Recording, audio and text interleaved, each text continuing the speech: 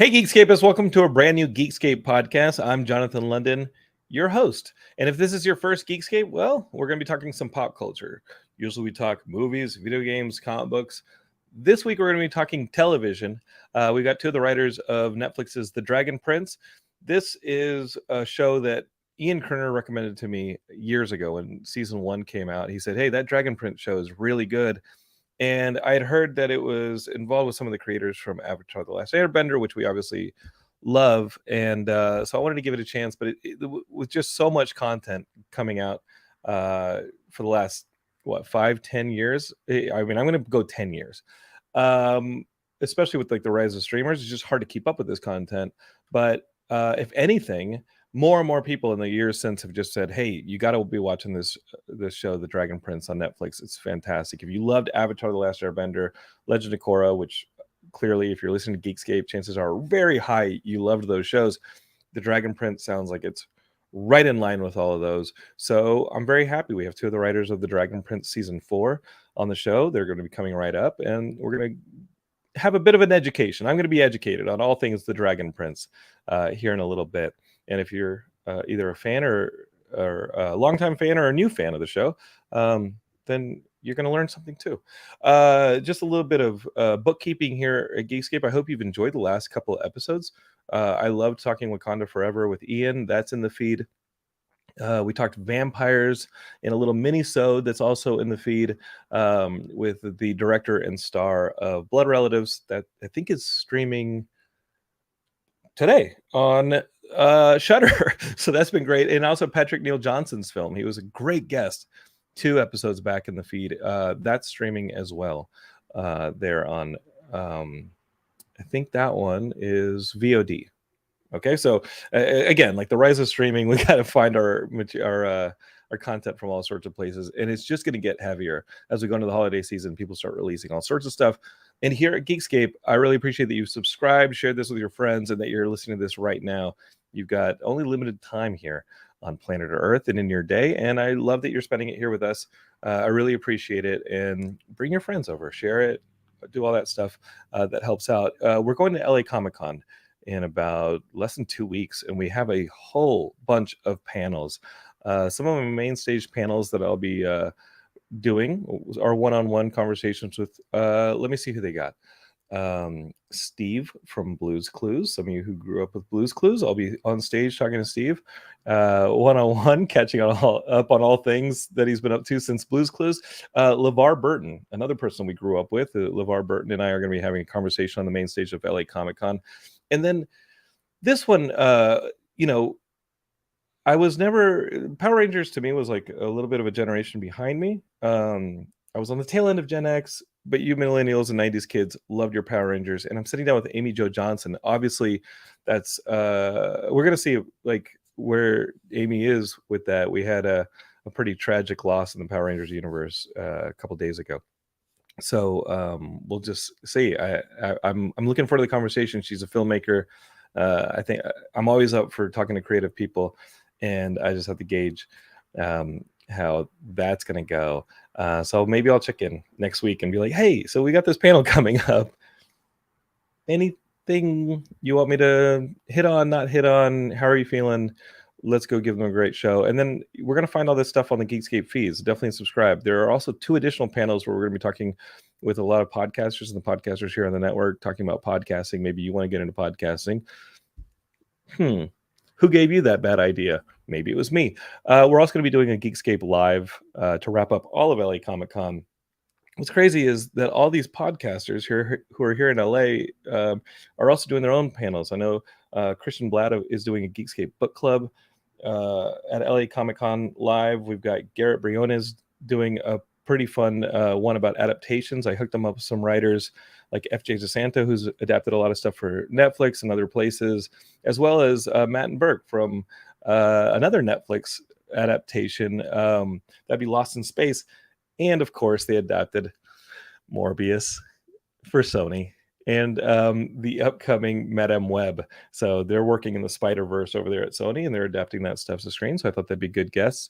We also have a Black Futurism panel that my friend Diallo's doing, all about Black Futurism. That's, we're going to be talking about the Wakanda Forever and all that Black futurism technology that's going on there. And the $2 late fee guys have a pretty damn cool panel. They've got Joe Dante, director of Gremlins, in person. Hey, I only had him for a little bit of time on the podcast right here. It's a couple of episodes back in the feed if you want to look for it. But these guys got him in person. If you're not listening to the $2 late fee and you're a big fan of the 80s, I don't know what you're doing. That's the best 80s retro podcast on the internet. And I'm really glad that they call Geekscape their home. Okay. That's enough plug. If you're still listening, and I hope you are, maybe you're watching on Facebook, Twitch, or YouTube, let's get to it. We got a big episode talking all things Dragon Prince.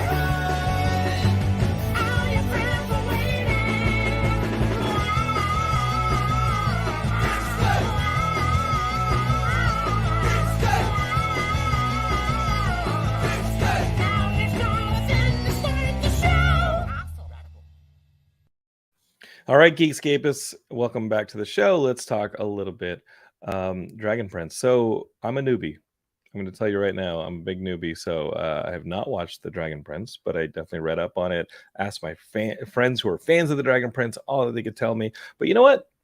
Ultimately, I didn't need to do that because I got two sources right here. My good friend Eugene Ramos, last time I saw him was at my wedding, and I've known him for 20 years.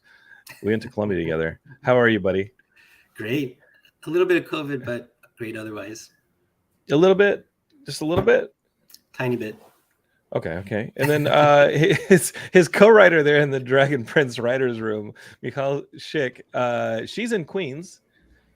You're in Santa Monica, Eugene, and together y'all are in the writers room for this Dragon Prince show on Netflix. Is this your first year in the writers room? On your first season, maybe this season 4 that just hit? Is this your first season on the Dragon Prince? So I'm about to hit my 2-year anniversary on the Dragon Prince. So as many of you know, animation takes a bit of time. So yeah, it's been 2 years. It's kind of crazy. And Michal, how long have you been in the writers room there? I am kind of just under. I'll be 2 years in March. So now, like 2 years, I'm guessing these seasons, they're 9 episodes each. What have you been doing all this time? what they got you? What they got you doing over there? You know, chilling out. What they got you doing over there? This the Dragon Prince, and really the question is, Eugene. I know what Eugene was all about going into it. Like Eugene has always been a really fantastic screenwriter. And you were just waiting for your chance at bat, Eugene, and you got it here on the Dragon Prince. Eugene, did you start out as like a writer's assistant or something, or were they like, hey, we love your scripts? You'd been clearing out a ton of film festivals with your screenplays, winning a bunch of awards. How did you end up in the gig? And then the next question is going to be for Michal, the same question. Yeah, so prior to the Dragon Prince, I was an assistant on another Netflix show called Daybreak, and Daybreak was canceled just before a few months before COVID hit, and all the assistants were scrambling to find work, and no one was really hiring. And even for shows that I did interview for, a lot of them said, "Hey, your resume is a little too big for us. I don't know. I don't think you'd fit as an assistant." I mean, I've had a couple of okay. So there was this one time I was. I interviewed for a runner position on this animated show, and runner's like even below assistant. It's I started out in LA as a runner. Yeah, so it's like get coffee, donuts, drive the hard drive somewhere. Make sure, or drive the hard drives. Back in the day, the beta tapes, the VHS tapes, the DVDs, and for sure keep the fridge stocked. Make sure that there's food in the fridge. And this was after the Daybreak assistant position, and you were like, hey, I needed a job because I'm not going back to the library at Santa Monica College. Right. You know what I mean? So, Like, I think that's something that like people don't appreciate. It's like they're like, oh, Hollywood, it's great, and no, like you still got to hustle every day. You still got to pay your rent, and these rents are a little, on average, higher than most places in the country. oh yeah. So the funny story is that I think there was this one day in January. I had 2 interviews for 2 runner positions, one in Santa Monica and one in Burbank. And so the one in Burbank was for this somewhat big animated show. And I met with the 2 showrunners, and both of them are sitting at their desk. They're looking at my resume, and they look at it and they say, "It says here in your resume that you're nominated for a Humanitas Prize." And the Humanitas Award is like one of the big screenwriting awards. And I said, "Yeah, in fact, the award ceremony is tonight." And they're like, "You are nominated for a Humanitas Prize and you're interviewing for a runner position?" And one of the guys said, "Let me help you out. We're not going to hire you. You deserve something better. And now you know the both of us. We'll be in touch. We'll let you know if something comes up." And, a couple of months later, one of the showrunners actually recommended me for a staffing position for a show that, never even went. But, it was really cool that they remembered my name and they put my name forward. Eugene, how much did the Humanitas Prize pay? So when I was nominated for my category, I don't think there was any money. I was nominated for a short film. I don't think they gave any money for a short film. Tons of freaking those. So I'm going to call them right now and be like, "Listen, you can't be given false hope here in Los Angeles." Was that the one that you did for Film Independent? That short film? Yeah. So how much did the Film Independent pay? I'm just keeping track here. I'm keeping track of all the exploitative practices in Los Angeles and how they have brilliant people like Eugene, and they're like, "Yo, man, we're going to give you some laurels, and maybe you can sell them in the bread line to pay the rent." It's a blood sport, Geekscape. It sounds a little bit more like you're like, what'd you get me for my wedding again, Eugene? Not sure. Eugene does not have to get me anything for my wedding, and if he did, Eugene, what's your Venmo? I'll send it right back. Because Eugene's been a friend of mine for 20 years, and you've always been solid with things like recommendations. You showed up to help on set one day. Like, Eugene's always been up for helping out. You've never been anybody who's like asked for anything. And as I've seen over the last, I'm not kidding, Geekscape, it's like 10 years of Eugene advancing in festivals, winning screenplay competitions. And, some are, not every screenplay competition is the same, but like he's, like I said, the Humanitas Prize, like he's winning a lot of recognition for his writing. And to hear that you're applying very recently for runner positions, like this is just grim, but I'm glad to see you at least in a writer's room and to be on a writer's room for a show that everybody loves. Michal, how did you come about? Because I think that you had, just from my very bad research online, I feel like you had more of a background that's akin to what we do here at Geekscape, where you cover content, you talk about content, you give your opinion on content. Yeah, I definitely had kind of a roundabout way to the room. I always wanted to be a TV, right? Well, always. I took a course in college and was like, this is the coolest thing ever. And kind of tried to get into it, but it didn't really happen in New York. And I got into other things. I got into podcasting. I kind of semi-related to that. I did a lot of entertainment journalism. And through entertainment journalism, I was able to meet Justin and Aaron, our bosses. And so I, as I spoke to them over the course of, the 3 seasons of The Dragon Prince that came out, I was like, as a fan, you're like, I love your show. And as a journalist. So it was like a fun combination. When I saw the first announcement of the show, I was like, oh my God, Aaron Ehasz is writing a show about dragons. Like, I need this immediately in my life. Geekscape, he was the head writer on one of the head writers, correct, on Avatar: Last Airbender. So he comes with some pretty awesome resume himself, and of course the fans are going to follow him. Yeah. So I kind of was able to speak with them. They're very personable people. They asked me what I did. I eventually was like, I'd like to be a TV writer at some point. And it was a very long journey that involved the pandemic and having time to write and whatever, but eventually I was able to apply for the position, and I didn't get it the first time, and then I got it in March of 2021. So, do they need a runner? I have a resume. I have a resume. Their office is here in Los Angeles. Like, let me see. I can get the resume right over to you if they need a runner for it. Let me just help a bro out here. Just runner position. I'll just go back to what I was doing 17 years ago here in Los Angeles. It's fine. No ego. And let them know I also have a podcaster background. That must have been how did that conversation go where you're like, hey, I've been writing about the show, I'm a fan of the show. Like, how did you convince them? Like, they asked for writing samples. What happened there? It's hard to remember exactly which part of it came first, but like, they liked what I wrote about the show, so I guess they knew I could put two words together. And yeah, we had a couple of conversations, just kind of like informational, like, how do you get into the industry, and what kind of thing do you work on? And of course, like, I did none of that until basically until the pandemic.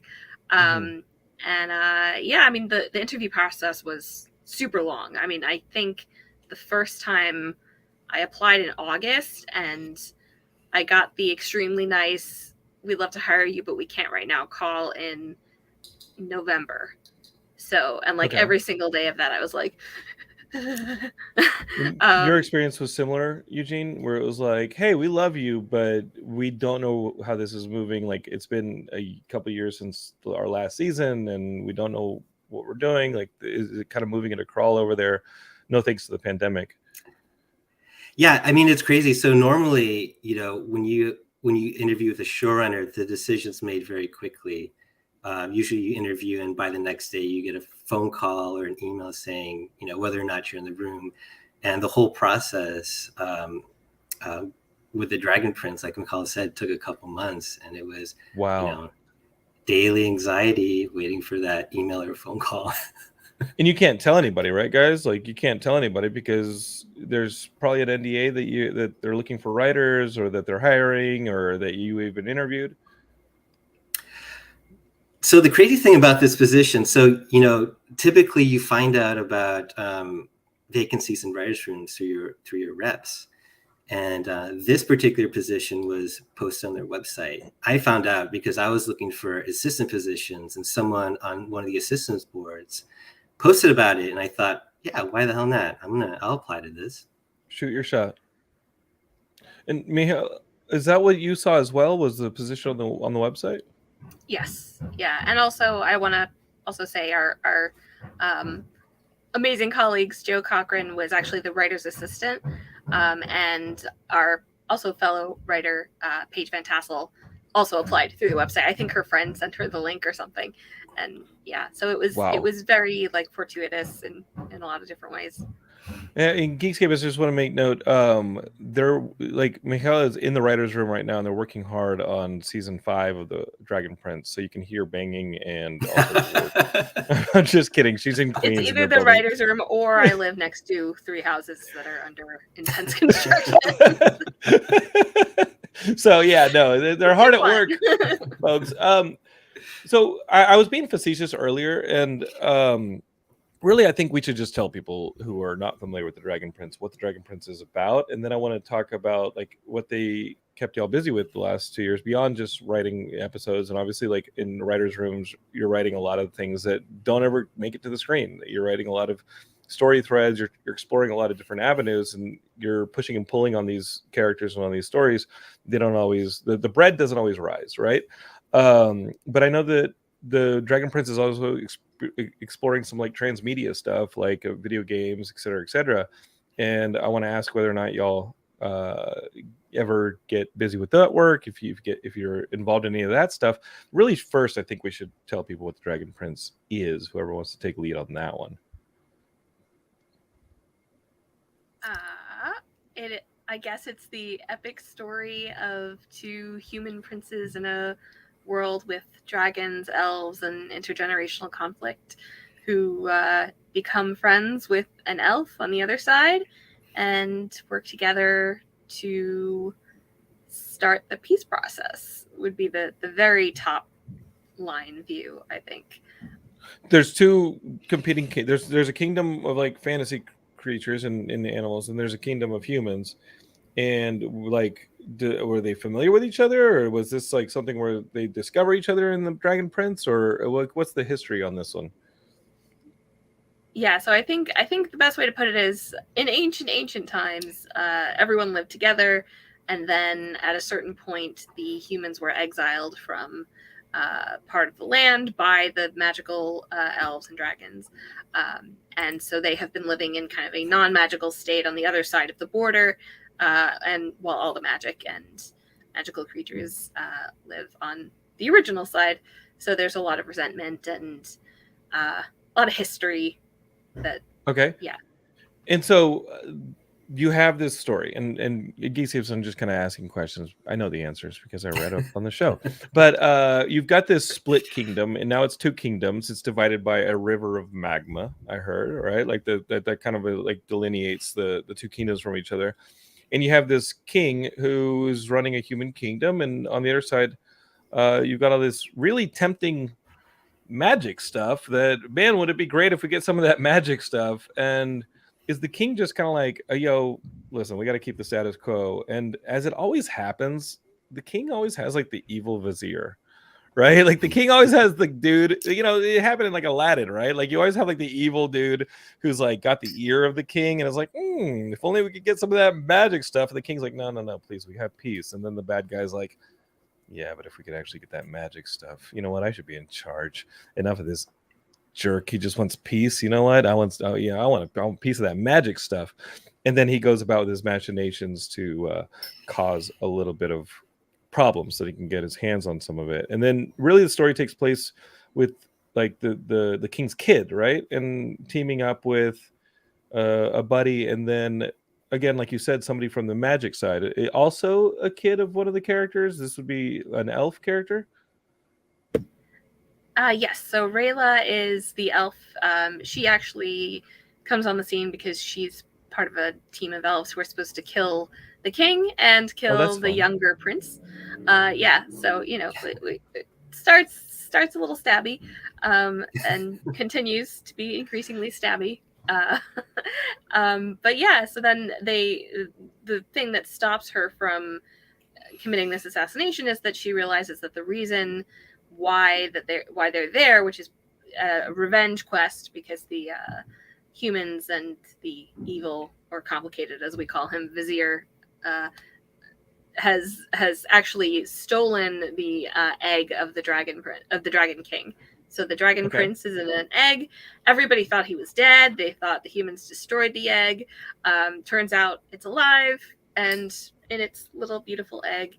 And if they can return that to the dragon queen, then they think that will be a great gesture of peace that will move the world forward. So the two human princes and the elf Rayla go on a journey with this egg. And that's season 1.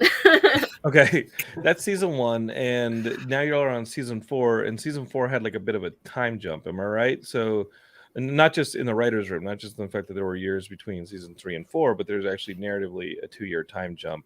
Was that written as? I mean, that's where y'all kind of come into the writer's room. Was there any explanation for that, or is it an opportunity to maybe have fill-in stories later on that says, hey, in that 2-year period, we can tell some of these offshoot stories with maybe some of the secondary characters and explore that a little bit more? Or are we just never going to see those 2 years ever again? Or are there flashbacks in season 4 and 5 that maybe explore some of the things that happened in that time? Eugene is currently trying to explore what he can talk about. I know that look. Hey, I know that look.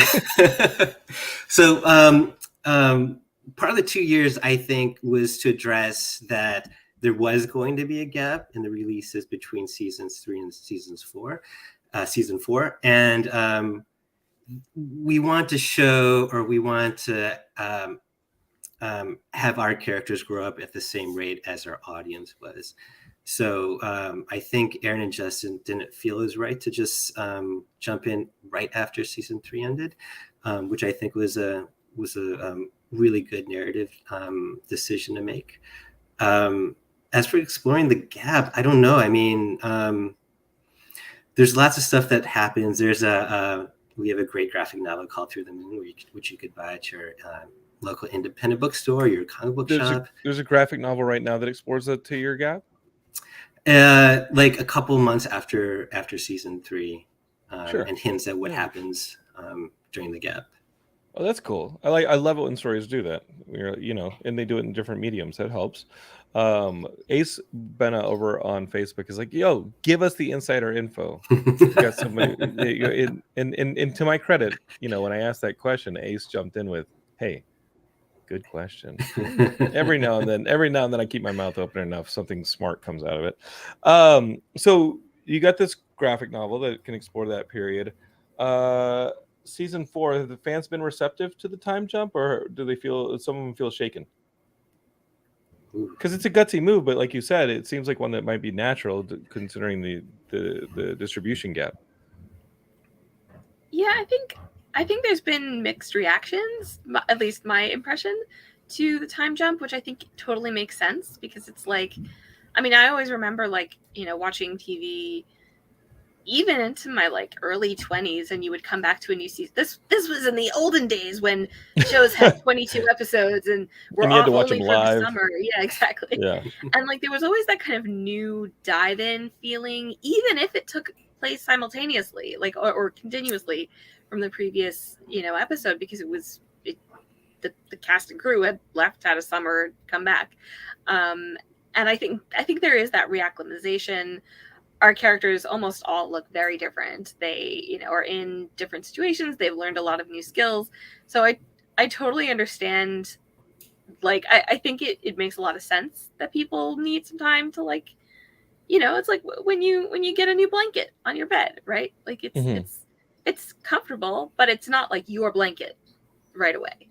So you need a little time to sleep in the blanket. And I think we're definitely going to give fans enough time to get reaccustomed to our characters and realize that they're the same people that they know and love. I don't know how privy you are to this, but are the numbers, I have a theory, and maybe the theory is not backed up by the numbers, but are more people watching season 4 than watch seasons 1, 2, and or 3?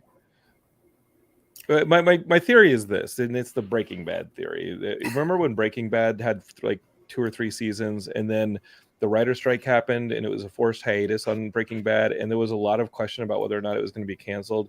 But you could finally watch this AMC show that a lot of people did watch on AMC, but not everybody watched on AMC. Suddenly it was on Netflix, and people started catching up on Breaking Bad on Netflix. So when they actually brought back the new season, which we didn't know if it was going to be the last season or not, a ton of fans poured into Breaking Bad. It turned it into a hit, and as we know, it then moved on to a post-film, very successful seasons, and then Better Call Saul, the follow-up prequel show.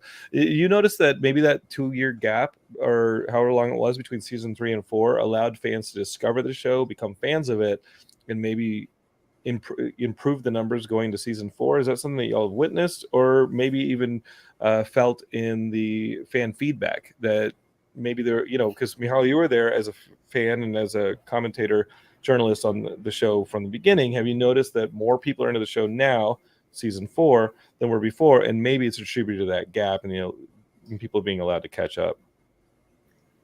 I really don't know. I get nervous anytime I think about numbers in any capacity. The number of times I've had to ask people to do timestamp math for me in the writer's room is truly embarrassing.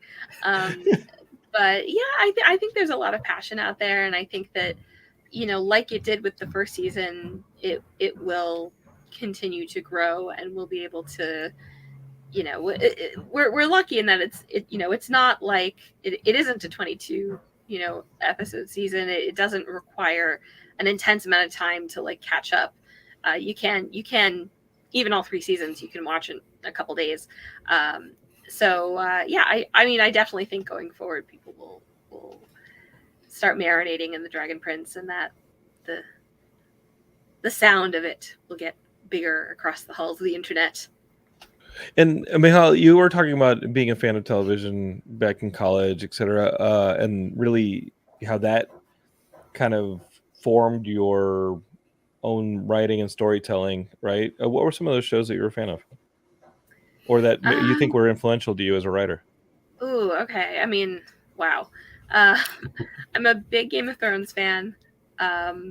I caught up on Buffy. I like binged Buffy in college. Lost was on when I was in college. So that was a big one for sure. That was also one of the first shows that I listened to podcasts about. So it was kind of my like intro to that version of things. You were somebody who was like, what do the numbers mean? What is this? Oh yeah. What's the Dharma?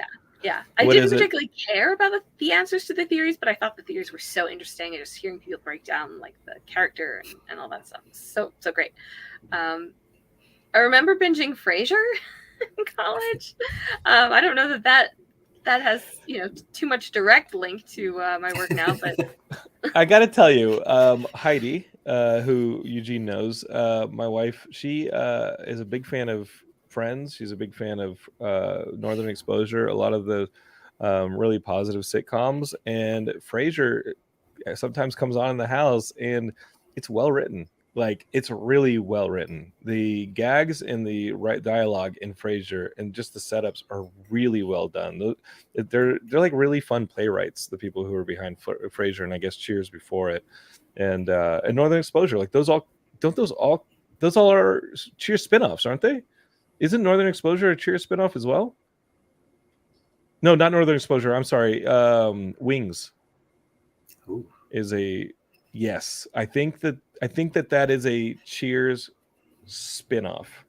I think that the characters in Wings are Cheers spinoffs. Listen, Marvel doesn't have the monopoly on creating a shared universe. Okay, like Cheers was, I would say Cheers is first. Actually, what was it? Wasn't the Good Times the one that was the one that had like 9 spinoffs from it?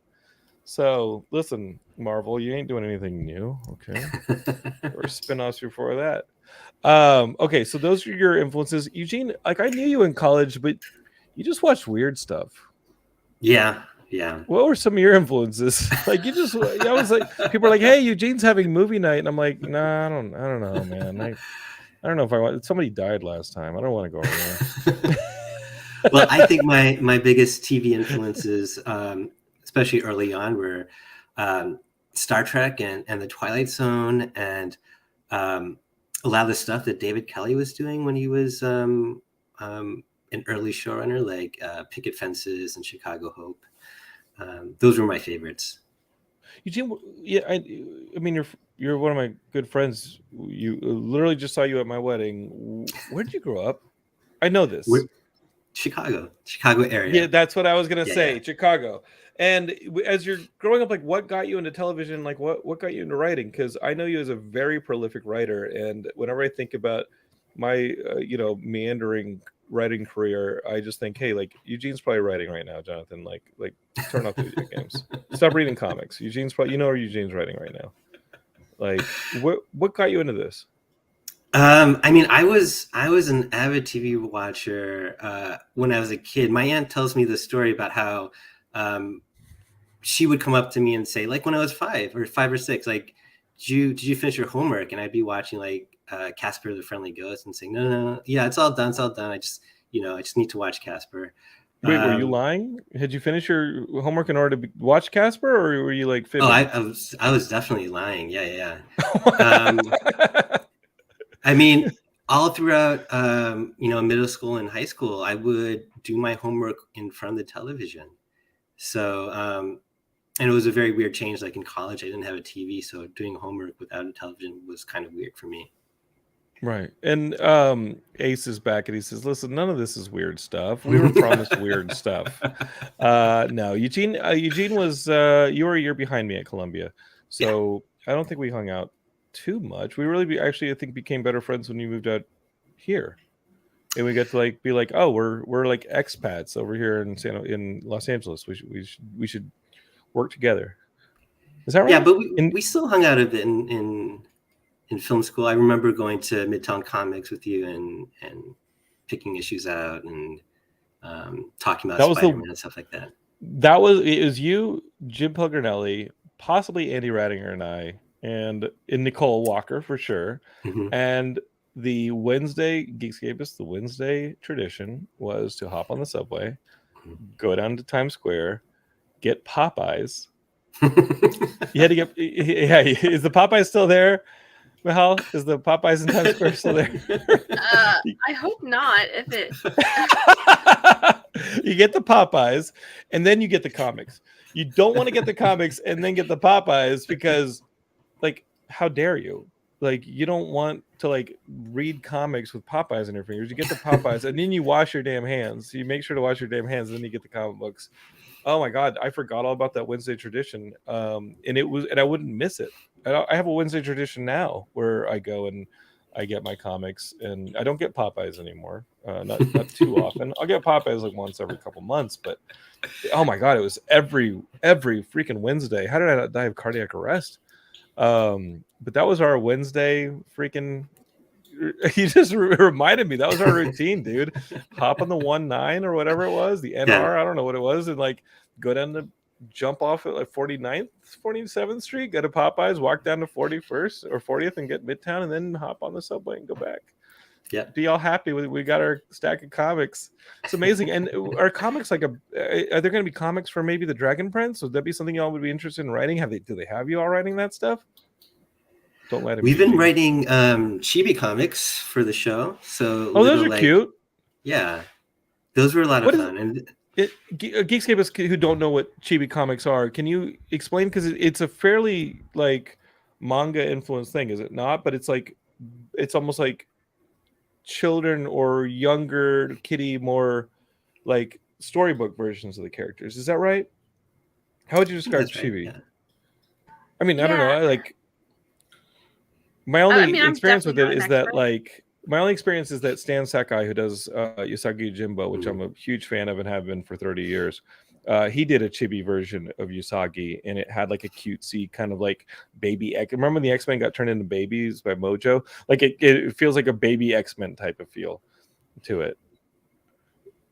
So my only real experience with chibi things is I don't even remember how or when they were released, but when Avatar was on, they did like 3 or 4 episodes of everyone in chibi form, and they would have like bending battles and like little tiny mini things. So our chibi comics are kind of in that style where it's like very heightened and like a little bit of a joke, almost commentary on the on the show. But and they're not officially canon. No. Okay. Yeah, I know. those baby X. I mean, because Scotty Young is the artist in comic books who does a lot of the. I mean, maybe he'd be insulted by me saying it was chibi style, but like, he's somebody who draws like that version of the Marvel comics is the chibi style. It's kind of cool that you are doing this. Is this something that you find online? Or are these actually in print? Like, where can people find this and kind of have fun with that style of it? Just look at our social media. We have them, I think, on Instagram, Twitter, and I think they're also posted on the Facebook. There's like 7 or 8 in the first round that were released. Eugene did some really, really funny. Yeah, you can find all of them on Twitter. I think not all of them are on Facebook or Instagram, but definitely all of them are up on Twitter. In Eugene, like, where's the mind shift there when you're writing kind of like this? Because I would say, Avatar was for me, I think the first time that. No, that's not true.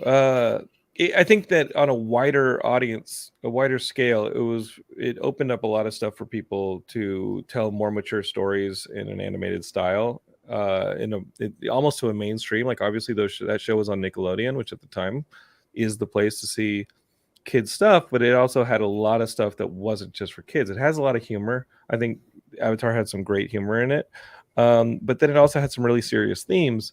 You're writing that stuff into the Dragon Prince as well. Like, just watching the trailer, watching some of the material that I've seen on the Dragon Prince, there are a lot of cool themes going on, and they're not just the themes of protecting the earth. A lot of the environmental themes that we saw in Avatar and in Korra.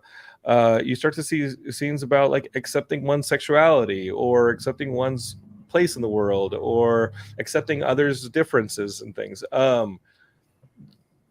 are some of those in the chibi books? Like, do you have to shift gears entirely and maybe strip some of that stuff out, Eugene, when you go chibi style? Yeah, I think we you're have like to take a loud lot. pop pow biff bam with a chibi. Yeah, we really can't deal with generational trauma in the chibi comics. So yeah, because everybody looks like kids. It'd be weird. It'd be like really weird if like one of the kid cartoon looking things has like more wrinkles around the sides. Like, all right, well, I guess that's the older one. They're not nice. So you're working with Aaron. How do you pronounce Aaron's last name? Ehasz. Ehasz. And so Aaron is the guy who came over from Avatar. He started this thing up. What's that like? Like, what do you learn from someone like Aaron who has 10, 15 years of really successful, 20 years of really successful writing, especially with Avatar and just how great that show was? What do you learn from somebody like him in the writer's room? And do you get like performance anxiety at all when they turn to you and like, hey, what ideas you got? What do you think of the story? Wait, let's pitch us a storyline. Like, what the heck? Like, how do you step up to the bat on that one? Yeah, I mean, definitely when I first started, a ton of performance anxiety. For me, what I've learned is to trust his instincts. Like, he's been doing this successfully for many, many years. And I do remember cases where there are certain things that came up in the script and I wasn't quite convinced it would work. So for example, in season 4, there's this whole routine where Soren does stand-up in, I think, episode 2. Episode 3 is what Michal says. You know what? Get it together. You know what? Can you drive this stuff over by noon, pal? You're back to the runner, okay? No, I'm kidding. Listen, pal, we need to get these tapes over to the east side, all right, pal? Get going. You don't want to be late. I'm kidding, Eugene. So tell me the scenario again. Yeah. So I remember, before I say another stupid joke. I remember reading the script, and on paper, it didn't seem very funny. And I remember pitching in the room, and I said, I know you guys are going to kill me for making this pitch, but I think we could use fewer Soren jokes. And there's like this big uproar, and Aaron's like, no, we're gonna keep them. And then I just, I bit my tongue. But then when I saw the animatics come in and Jesse, the great actor who plays Soren, do those jokes, it just made me realize, yeah, Aaron had this on the money. He knew exactly how this would play out, and I think it's great. It's really funny. It wasn't too long. He threw the jokes at him in quick succession. That's kind of the joke in of itself, was how many jokes there were. And like the fact that he's bombing and the reactions from all the other characters, and it played really well. I mean, once you get the actors, once you get the actors and the animators in the mix, it just became a whole different scene. Hmm. And Michal, do you have experiences like that where you're like, okay, like what's the learning curve on actually appreciating a show, being like, I'm guessing, Eugene, you either were a fan of the show and knew about it, or you had to go on a major study session when you were inquiring about the gig and kind of get yourself, ready for the interviews, or at least the application. Michal, you were saying that you're a fan of the show, being familiar with the show and then being a writer on the show, two different sides of the fence. Do you have a learning curve story like Eugene does? I would definitely consider myself still on the learning curve. Like it's such a dynamic job, and things change so frequently, and it's really exciting in that way. And like the pace of, I think, idea, percolation, and then watching it become one thing and then something else is really exciting. I definitely I distinctly remember that my first day was a kind of central, a brainstorm session for an upcoming season. And I think Aaron pulled out some note cards, and I was like, I'm watching Aaron Ehasz. Oh my God. But You nerded yeah, out. You were like, oh, I was like trying to be can- cool, and I was just like, when oh you put no. that on the computer, could I keep the note cards, please? you're like asking for the set list at the end of the concert. Yeah, You mentioned like doing a brainstorm session for additional seasons, and if you're watching this live, or you can always leave a comment on Facebook or Instagram, or not. We're not on Instagram. I mean, we're on Instagram, but we're not streaming on Instagram. If you're watching us on Twitch or YouTube or Facebook, you can leave a question as well, because I'd love y'all to be a part of it as well. You probably know the show better than I do. You mentioned additional seasons. How many more are there in this narrative? Because obviously there will probably be spin-offs. We'll probably see these characters a bit more than just a couple of seasons that we have left, correct? Who knows? I mean, but that's for you to answer.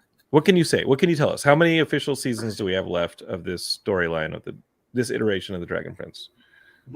Well, we've been greenlit by Netflix for 5 through 7. So Okay, so we're on season 4, 5 through 7. Will there be a gap similar between 4 and 5, or is 5 something that was being worked on pretty much subsequently to what y'all were doing in 4? Not that things can't shift. I mean, things can shift, but like, sure. is there going to be? Basically, we've been doing all those 4 seasons at the same time. So So 5. It's not just that you all were writing 5 quickly. 5, 6, and 7. We're kind of being so it's a very interesting process, just trying to contain 4 seasons in your head. We're approving animations for season 4 while writing a future episode, and it's crazy because I'll be pitching for a future episode, and I had just watched the season 4 animation, and I remember pitching something like, well, we could do this because Ezrin has this backpack, and then I would pause and think, oh shoot, that's from season 4, never mind. Mm-hmm. Oh, so things are being eaten up on a visuals level that on a writer level you're presenting, and you realize that some of the visuals are starting to replace some of those ideas or establish them in a different way than you're going to be able to pivot with later in the process. Beyond the additional seasons 5 through 7, video game, y'all working on this video game at all? How much can you talk about? Because I read online that there's a possibility of a Dragon Prince video game. That's something that can or cannot be confirmed by you guys? There is a video game. Okay. Is that something that comes out of the writer's room, or do you hire people who know video games to work on it? Because I know that Aaron was involved with video games for a stretch. Is that kind of more his thing, or is he opening up to ideas from the writer's room as well? It's kind of make it like a whole shared voice here on the Dragon Prince. And tell me if you can't touch it too. Like if I ask anything that you can't touch, feel free to be like, yeah, I don't think we can comment on that, but thumbs up. You should play the video game. Video games are definitely in like the DNA of the company of Wonderstorm. One of our co-founders, Justin Richmond, who's Aaron's co-writer, came from the Uncharted. I think he did Uncharted 2, and so he, and they've both worked at Riot. Our amazing lead writer, Devin, also came from Riot. Like it's very much in the DNA of what we do, and the kind of application of cool stories into interactive video game concepts is really important to us. And we're working on a video game. That's cool. Anything beyond these 4 seasons in a video game? I kind of know the answer, but I want to hear it from you. We have one graphic novel planned that hasn't been 1 or 2. 1. Right. I can't remember. Right. So 2 have come out already. So we have Through the Moon, which is the one that takes place after season 3. We have Blood Moon Huntress, which is a kind of Rayla as a child backstory. And then we have one called The Puzzle House that's coming out next year. That's all for the new material. There are also novelizations of each season. So I think the first 2 seasons are out, and the 3rd season novelization is coming out sometime next year. And the M. Night Shyamalan film adaptation, is that still going on? I'm just... Is that a rumor that... I'm gonna cry, and it's not even my show. Is that still in the works there? Is that... I'm just reading things on the internet. It's just my it's just my job to ask questions here on Geekscape. I'm just trying to explore it. What a jerk this guy is. That being said, like Avatar: Last Airbender is getting a new interpretation in live action form. Is that something that maybe we would see as the Dragon Prince later on? Because that's way too early. I'll just answer my own damn question. What do y'all think? I mean, it'd be cool, right? I'm going to ask you guys, who would you fan cast? Let's just do it right here. Ryan Reynolds plays who? Let's do it. Ooh. Yeah. Oh, no, it's got to be Chris Pratt. Okay. Chris Pratt voices the everybody. Voice of is Chris Pratt. Just for fun. Okay? Just for fun, Geekscape. This isn't official. This isn't anything that is in the works. If they're doing a live action version of the Dragon Prince, okay, who would y'all see? Let's list like the top 3, 4, or 5 characters. Who would you like to see play them? Who would you cast? Oof. You've thought about this, right? No, we have. I mean, like, you've thought about this. This is unofficial, folks. I can't remember names that were brought up. I mean, we've had like sort of fun talks at Comic-Con dinner after a couple beers, trying to cast. Wait, you were staying with us. Eugene shared my Comic-Con room. You didn't invite me to any of these. Oh, okay. I'm putting these together now. Okay, I was hearing so much. Michal was there. I was at Comic-Con, yeah. And you didn't not in your room. Introduce us, and you didn't. And you didn't invite me to any of these pie in the sky dinners where you make up stuff and meet M. Night Shyamalan and discuss the film adaptations. No, I'm kidding. That doesn't happen. But listen, wait. This is kind of happening way too fast, Eugene. But this is behind the scenes Geekscape. Is San Diego Comic-Con, the exhibitor request for rooms goes back up on like Thursday, the 1st of December, and I got the email. Yes, I got the email yesterday or late last week, and I'm like, "Are we here already?" It feels like we were just at Comic-Con. Yeah. And I guess we're putting in for a room again next week. So it just... LA Comic-Con hasn't even happened. We're putting rooms back in for San Diego Comic-Con.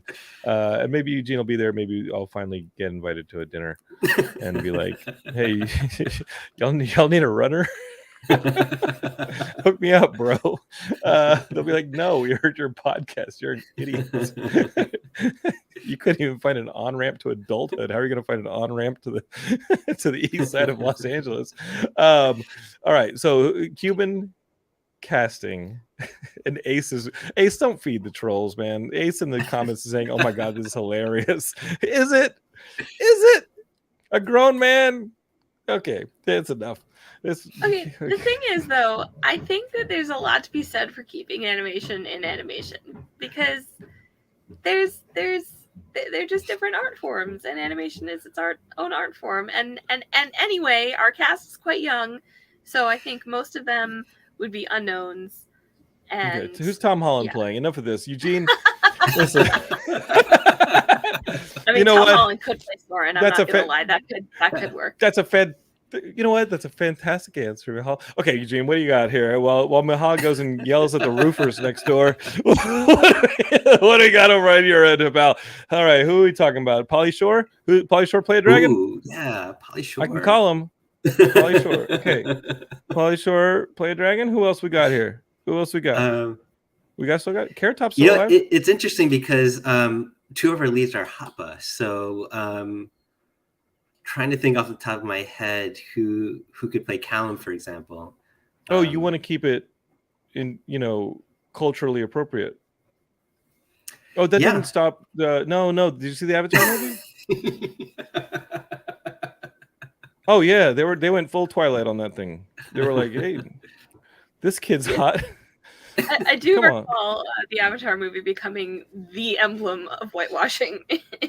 Yeah, you know what? Let's stick with Eugene's sentiments. So yeah, Eugene, you're right. There's a reason Eugene is in the writer's room and Jonathan's on the internet. So yeah, no, that's good stuff. Good stuff. All right. Ace says, I'm enjoying this conversation immensely. Well, Ace, I'm glad you're here in the comments, and I'm glad you're enjoying our talk. Michal and Eugene, I won't continue to abuse y'all. Y'all are too good to at least give me. I've known Eugene too long, and I know that the second we're off the internet and this is recorded, he's just gonna blow up my phone. Like, Eugene acts nice, and Michal, you've only known him for a short period of time, but I'm in trouble. And as soon as I hit stop on this recording, he's gonna just berate me. Like, he's very very mean. Calling Heidi like, just right away. Don't do that. Don't do that. Please don't call my wife. Please don't do that. How dare you, Eugene? Please don't. Here's the thing. Here's why Eugene used to come to Comic Book Wednesday with me in college, so he could tear up my comics and throw Popeyes on my face.